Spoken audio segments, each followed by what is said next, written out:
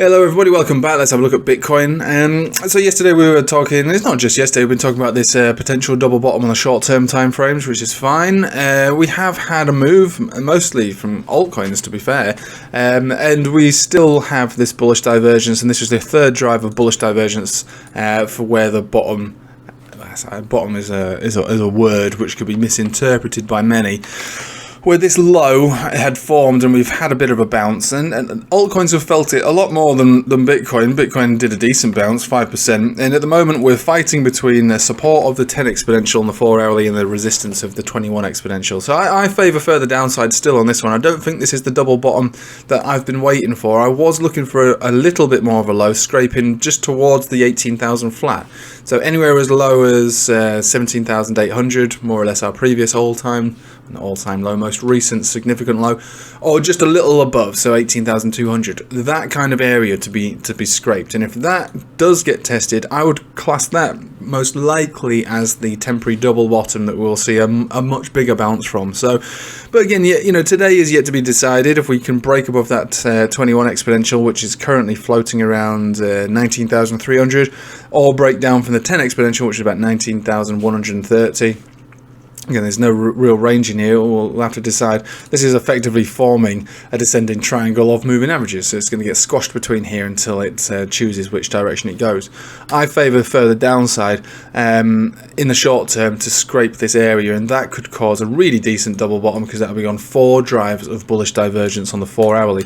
It would also, if you go to the 12 hourly, have 3 drives of bullish divergence as well. So we could think about this forming a third drive with a new low, and that would be decent as well. So this again would target the areas that we were talking about yesterday on a double bottom area. So if we just scrape down here over the today or tomorrow, and then we found a decent bounce, whether it's up to that 21 exponential, this is almost 20,000, or the 50 exponential, which is about 20,700.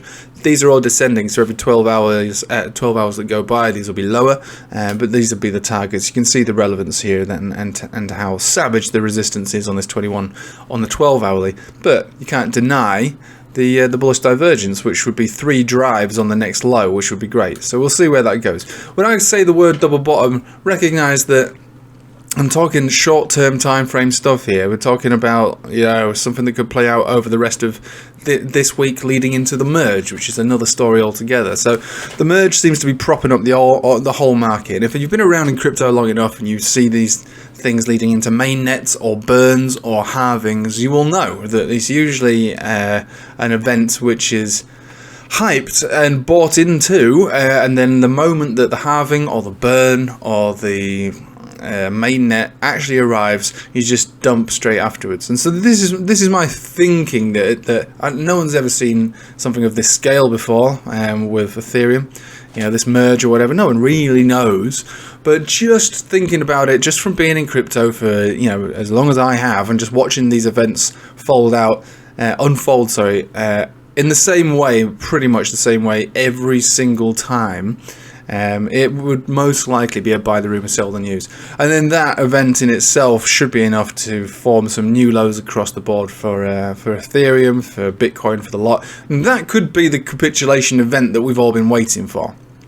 That everything just completely nukes, vomits, and just capitulates into you know, these areas that we've had, you know, lined out for a little while. So whether it's 16,000, 14,000, 12,000 or lower, we'll wait and see. And this is one of the reasons I would be very, very skeptical of any kind of price action leading into that day, which from what I understand is the 15th, so it's just about a week away now. So we might be able to play these charts, you know, respectively, and you know, take them seriously, I suppose, on these short-term time frames, being like a 4 hourly, a 12 hourly, but with the days sort of leading into that merge, I would absolutely look to limit exposure, whether it's cut losses or take profits. I don't care what my trades will be. I'm just not willing to be in any the closer we get to that day,